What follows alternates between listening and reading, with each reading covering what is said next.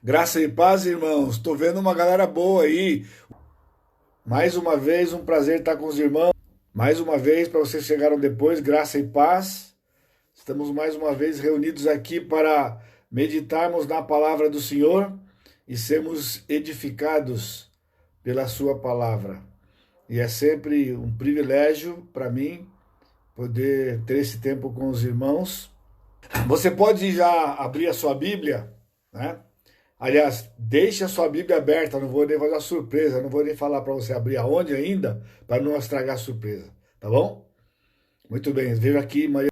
Muito bem, então estamos aqui. Nós estamos caminhando na escola dominical, na nossa série de Romanos, e eu tenho aproveitado já por várias semanas, né, este nosso tempo de palavra pastoral, para nós meditarmos em passagens não usuais que tratam a respeito da salvação em Jesus, não daquelas passagens clássicas, né? Para que a gente vá esquentando as máquinas durante a semana para a nossa aula de EBD no domingo. Domingo de manhã, nós vamos encerrar o capítulo 3, um grande capítulo. Nós temos porções muito importantes naquele tempo, naquele trecho, né, a partir do verso 9 até o verso 31. Então nós vamos meditar naquele tempo lá. Muito bem, vamos orar? Curva sua cabeça, vamos orar? Bendito Deus, nós temos chegado aqui neste momento para nos reunirmos, estarmos sintonizados uns com os outros, mas principalmente, sobretudo, nós estamos sintonizados no nosso espírito, através do Senhor Jesus Cristo, nosso Senhor e Salvador, bem como do teu Santo Espírito que habita em nós. E mais uma vez, o meu pedido é que ele seja o nosso ensinador e que o Senhor aplique aos nossos corações a tua palavra, nos dê discernimento, ilumine as nossas mentes e que nós saiamos deste tempo juntos, edificados para a glória do Senhor. E eu te bendigo no santo nome de Jesus, nosso Salvador. Amém, Senhor. Amém. Muito bem. O tema do livro de Romanos é o Evangelho de Deus. O Evangelho de Deus, a justificação exclusivamente pela fé. A grande mensagem que é unânime entre todos nós que somos crentes no Senhor Jesus Cristo é que Deus enviou o seu Filho para morrer em nosso lugar e nos dar vida eterna. Nós temos visto nas aulas de Romanos que isso não foi apenas Deus viabilizando um plano, Deus não estava nos proporcionando uma possibilidade, nem sequer ao menos a possibilidade, como tem sido muitas vezes pregado ou enfatizado, é que então o Senhor enviou seu filho veio, morreu na cruz, pagou o preço dos nossos pecados e através disto nós podemos ter vida eterna. Então essa é uma mensagem, é muito sutil isto, porque quando você está ouvindo, soa bem aos seus ouvidos, soa música isto, né? Mas quando nós abrimos o livro de Romanos e quando nós então, iluminados as nossas mentes, comparamos os textos, como eu tenho feito nas lives, nós começamos a perceber que há algo estranho nisto, não é? E que então não há de fato uma unanimidade no meio do povo evangélico com respeito ao que de fato o Senhor fez. Que plano foi esse? Como foi? E nós vamos então fazer um exercício hoje à noite. Então hoje à noite nós vamos ver a teologia bíblica da salvação. O que é teologia bíblica?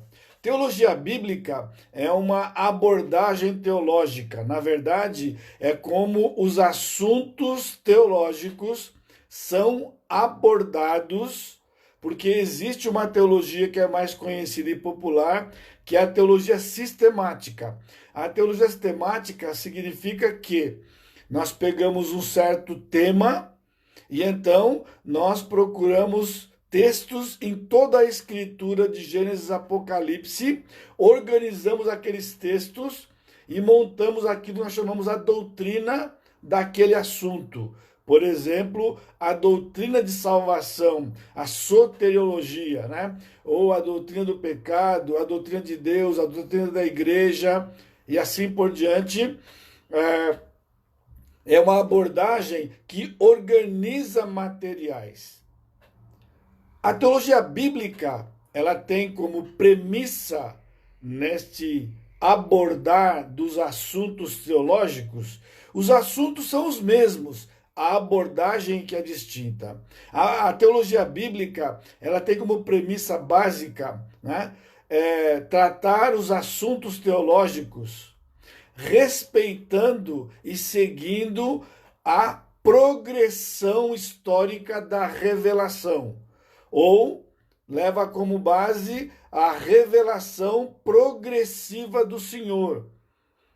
O ponto de partida sempre a referência mais antiga. Então, cronologicamente, nós pegamos a referência mais antiga, ali estabelecemos uma base sólida do assunto, e de maneira que, ao longo da história, à medida que o Senhor foi revelando na sua palavra para os escritores, para os profetas, aquele assunto vai se ampliando, ele vai sendo construído, porém nunca muda a base. A base da primeira referência, da referência mais antiga, não pode ser mudada. Então isto é teologia bíblica. Ela não se preocupa simplesmente em juntar textos do assunto, mas se preocupa como o Senhor revelou, porque ele revelou não revelou tudo de uma vez, ele demorou 1500 anos para trazer a revelação que nós temos na nossa mão de Gênesis a Apocalipse. De forma que então nós seguimos esta cronologia, não é? E também abordando sempre interpretando a escritura de maneira literal, portanto, é uma interpretação literal, histórico-gramatical. Literal, histórico, porque respeitamos a progressão da revelação, e gramatical, porque nós entendemos que palavra por palavra foi inspirada pelo Espírito aos autores, e assim nós estamos a palavra. É assim que nós temos abordado a Escritura ao longo dos anos. E vamos fazer isto hoje com a doutrina de salvação, né? Quando você pega um livro de teologia sistemática e ele pega a doutrina de salvação, na verdade ele vai pegar subtemas e, via de regra, ele vai partir de João 3,16. João 3,16, né? Ou se for pegar o livro de Romanos, normalmente se começa em Romanos 3:23. Vamos ver esse texto domingo agora. Haverá novidades para os irmãos neste texto, porque temos o hábito de sacar o texto do contexto, e aí nós então falamos, quando nós vemos o texto dentro do seu contexto, ele tem um colorido diferente, porque aí nós estamos vendo exatamente como foi dado quando o Senhor inspirou o autor sagrado. Mas nós vamos ver hoje, de maneira diferente, então, na abordagem da teologia bíblica, né, a doutrina da salvação. 3 perguntas para você pensar juntamente comigo. Primeiro, qual foi a primeira conversão na história da humanidade? Porque se a base da teologia bíblica é a primeira referência, é a referência mais antiga, nós não podemos falar sobre salvação sem que a gente respeite quando foi a primeira vez que aconteceu uma salvação na história da humanidade. Qual foi a primeira conversão na história da humanidade? Podia fazer um quiz aqui, né? Você responde, depois manda a resposta e vamos ver quantos acertaram. Neste momento eu vejo, nós temos 54 irmãos sintonizados. Vamos ver quantos de vocês poderiam responder aí, né? Eu não estou vendo nada aqui, mas você pode responder ali, não vai dar tempo, mas responde ali para mim, não é? Qual foi a primeira conversão na história da humanidade? Muito bem. A segunda pergunta é: se houve uma conversão, nos modos que nós conhecemos nos nossos dias, então houve um evangelista. Quem é o evangelista? Aquele que prega o evangelho. Ele pode ser um evangelista que tem um chamado e ele vive do evangelho, mas quando qualquer um de nós pregamos o evangelho para alguém, somos instrumentos de Deus, somos evangelistas, porque estamos evangelizando alguém, estamos transmitindo a mensagem do evangelho para alguém. Quem foi? O evangelista que foi o instrumento de Deus para a conversão da primeira pessoa cronologicamente na humanidade, na história da humanidade. E a terceira pergunta é: como foi que ele fez? Se está na Escritura, então nós temos quem foi a primeira conversão, nós temos quem foi o evangelista e nós temos como foi que ele fez. É significativo, é importante? Então vamos aprender hoje com este evangelista. Muito bem. A referência mais antiga que nós temos na Bíblia da conversão do primeiro ser humano foi a conversão de Adão. Ah, pastor, mas isso é óbvio. Eu até ia dizer isto. Eu não vi ninguém dizendo ali, mas eu imagino, né? Que está ali. Já vi que alguém colocou ali já, né? O Dimas Rodrigo escreveu: Adão e Deus o evangelista. 2-0, 2 gols aí, não foi, meu irmão? 2 gols, né? Então, Adão foi a primeira conversão e o evangelista foi Deus. Só que agora a surpresa é como foi que ele fez. Olha só, você já aprendeu a evangelizar com grandes homens de Deus? Você já leu a história de grandes evangelistas para saber como foi a abordagem? Isso é muito comum. Mas será que você já se preocupou? Como é que foi que Deus evangelizou Adão? Pastor, Deus evangelizou Adão? Bom, será? Vamos ver? Continua aí, não desliga, não sai daí. Vamos lá? Muito bem. Então, nós temos narrado no livro de Gênesis, no capítulo 2, verso 17, quando Deus deu uma ordem para Adão. Deus disse: de toda árvore do jardim comerás livremente, mas da árvore do conhecimento do bem e do mal, dela não comerás, porque no dia em que dela comeres, certamente morrerás. Adão era santo. Adão era santo. Ainda essa semana eu li num livro aí dizendo que Adão era inocente. Adão não era inocente, irmãos. Não existe época da inocência. O homem foi criado santo, perfeito e sem pecado. Esse era Adão. E Deus deu uma ordem para ele. Mas o que aconteceu com Adão? Adão desobedeceu e morreu. Gênesis capítulo 3. Gênesis capítulo 3 você conhece, é o texto que fala da queda. Então esse texto é conhecido mundialmente por tantos séculos como o texto que narra a queda. Porém, este texto, na verdade, é o texto da conversão de Adão. É o texto da conversão de Adão. Não é uma abordagem comum, popular. Na verdade, nós guardamos muitas coisas, sabemos o que aconteceu com Adão quando ele pecou, né? Sabemos das maldições que o Senhor trouxe no capítulo 3, e normalmente os teólogos fecham o texto com Gênesis 3,15, com a promessa do Messias. Sim, é a primeira promessa do Messias. A teologia bíblica está aqui também.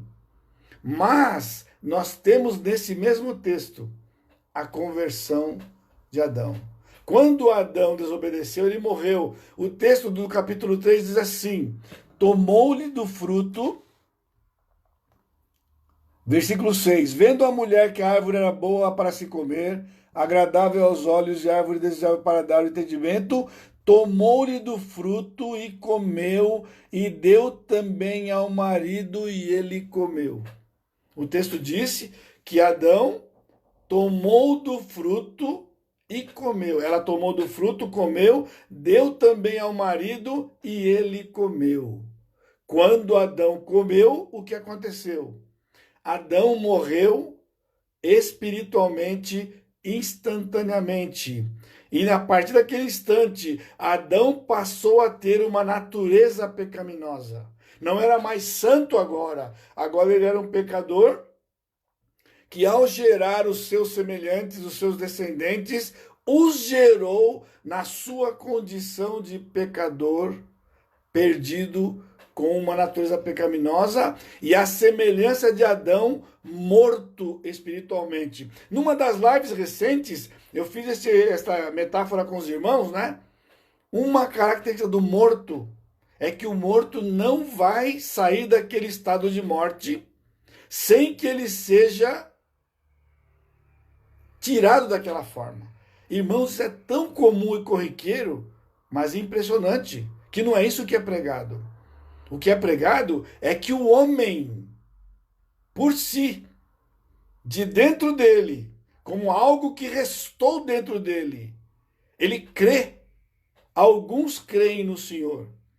Um morto não faz nada se não for feito por ele, porque ele é morto. Assim era Adão. Agora então, como foi a conversão de Adão? Vamos ver juntos? Muito bem. Primeira coisa importante. Adão não buscou a Deus para a salvação. Estão ouvindo? Adão não buscou a Deus para a salvação. No capítulo 3, verso 8, está escrito: quando ouviram a voz do Senhor Deus, que andava no jardim pela viração do dia, esconderam-se da presença do Senhor Deus, o homem e sua mulher, entre as árvores do jardim. Qual foi a atitude do Adão quando ele pecou? Agora morto espiritualmente? Se esconderam da presença do Senhor. Portanto, essa convicção de que há pessoas sedentas pelo Senhor, não tem na Escritura. De Gênesis a Apocalipse. Vamos ver domingo sobre isso em Romanos capítulo 3. Adão falava com Deus face a face, todos os dias. O texto aqui diz que o Senhor andava com ele na viração do dia. E naquele dia o Senhor foi lá no ponto de encontro e Adão não estava lá. Adão se escondeu. O pecador foge de Deus. Ele não busca a Deus. Está aqui no texto. Adão não buscou o Senhor. Então, o que Deus fez? Quando ele chegou lá e Adão não estava, Deus andava no jardim. Aqui nós temos uma coisa interessante, que na tradução do grego do Velho Testamento, na Septuaginta, o texto aqui é andando. O texto onde diz aqui que ele andava na viração do dia, versículo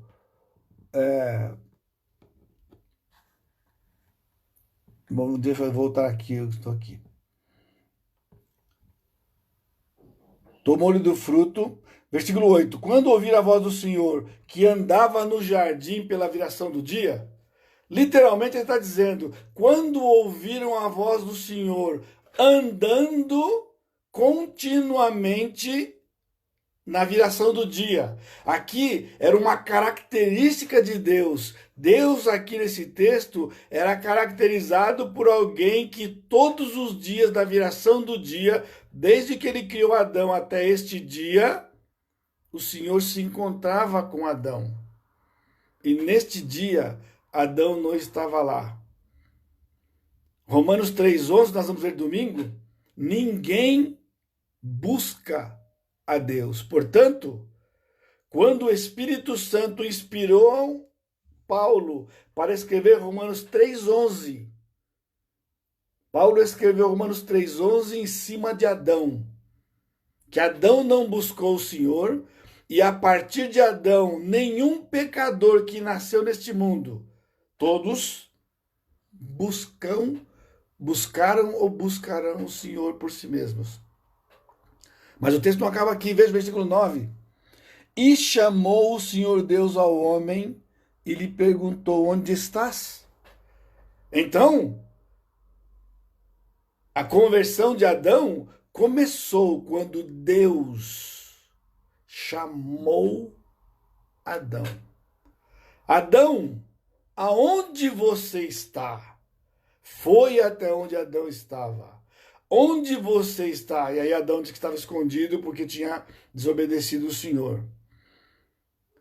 Se você tem consciência e é ciente e já sabe, se você é novo da comunidade talvez não saiba, a salvação que começa aqui tem 13 aspectos. O primeiro aspecto é graça. O segundo aspecto é eleição. O terceiro aspecto, chamada. Chamada. Deus, na eternidade passada, chamou os homens. E no tempo e no espaço, ele concretiza este chamado quando ele nos chama.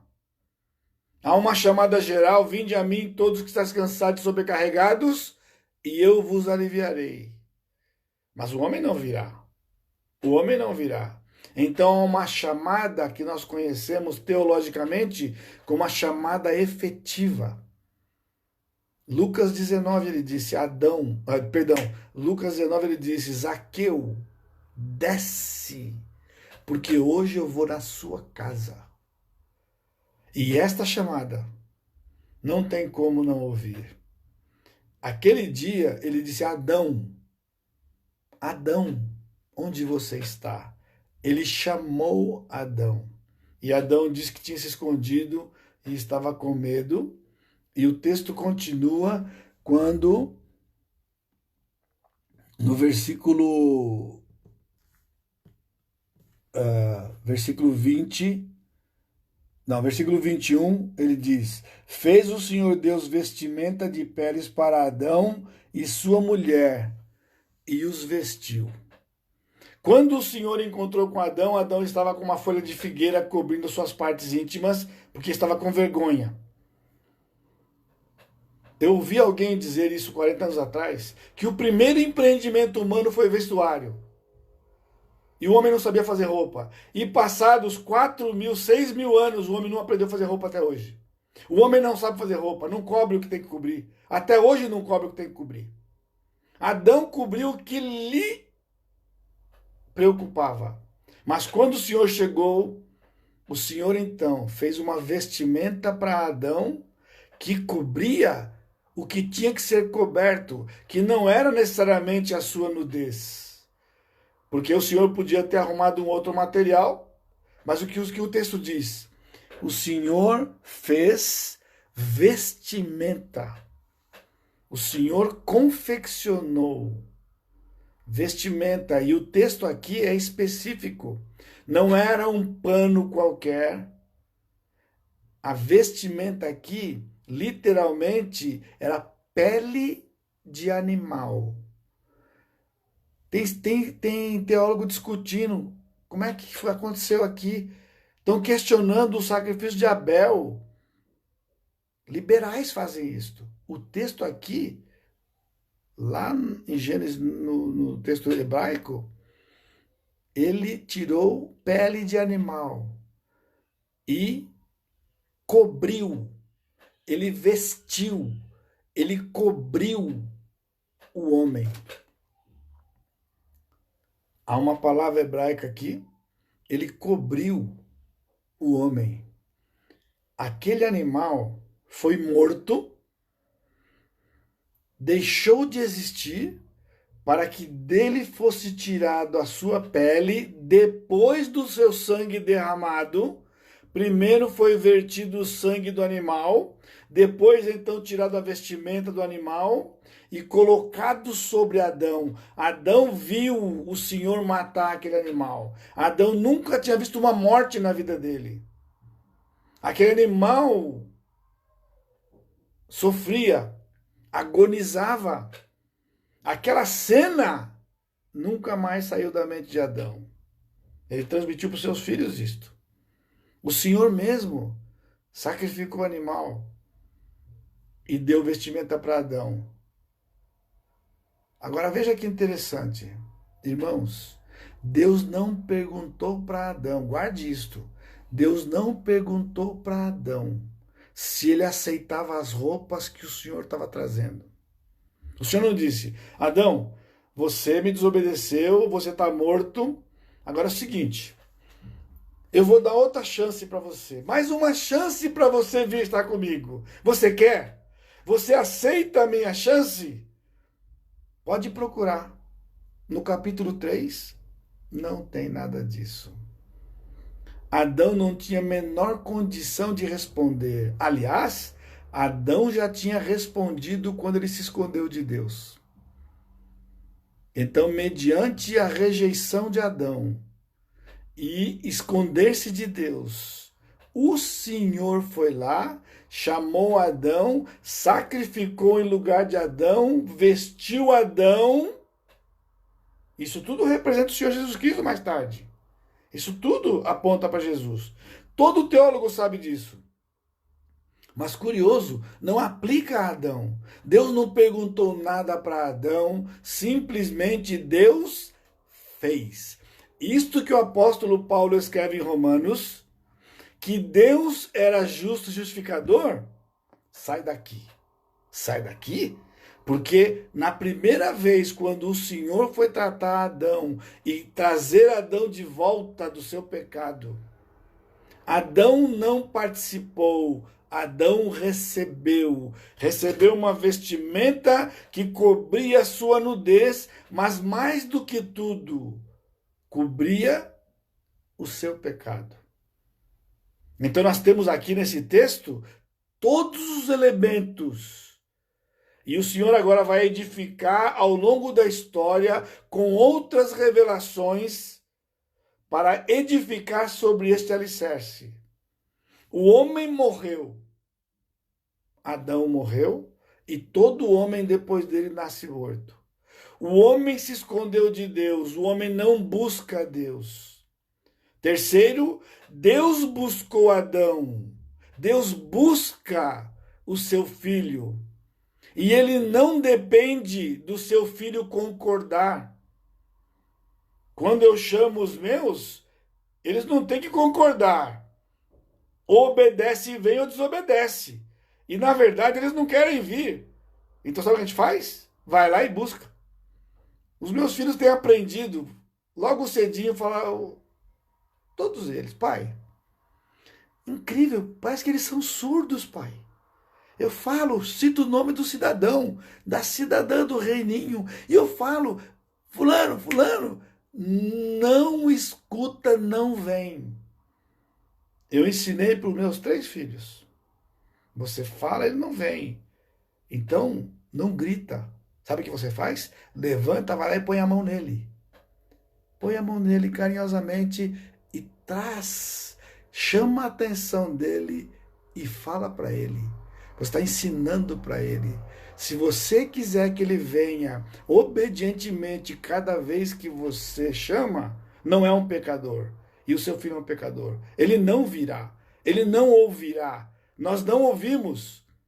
Mas o Senhor foi lá e põe a mão e nos traz pela mão direita. E nos traz. Adão recebeu roupa nova. Um homem que morreu se escondeu de Deus, Deus buscou, o Senhor dá uma vestimenta nova para ele. E essa vestimenta para ele é o sangue de Jesus, que foi vertido na cruz. Amém? O sangue de Jesus. E Adão passou a ter comunhão com Deus novamente. Adão passou a ter comunhão com Deus novamente. Quando uma pessoa é alcançada pelo Senhor, o Senhor o traz, o veste, cobre o seu pecado definitivamente, apaga com o sangue de Jesus. E agora o Senhor pode se relacionar com ele. E ele com o Senhor, para toda a eternidade. Isso ele fez com você, fez comigo, e nós somos instrumentos para levar outros. Quem? Aqueles que o Senhor vai chamar. Nós temos que obedecer e pregar para toda criatura. E exatamente o que aconteceu com Adão tem acontecido nesses milênios, para a glória exclusiva do nosso Senhor. Amém? Amado Deus, te bendizemos mais uma vez, porque mais uma vez o Senhor nos dá o entendimento, a compreensão do que o Senhor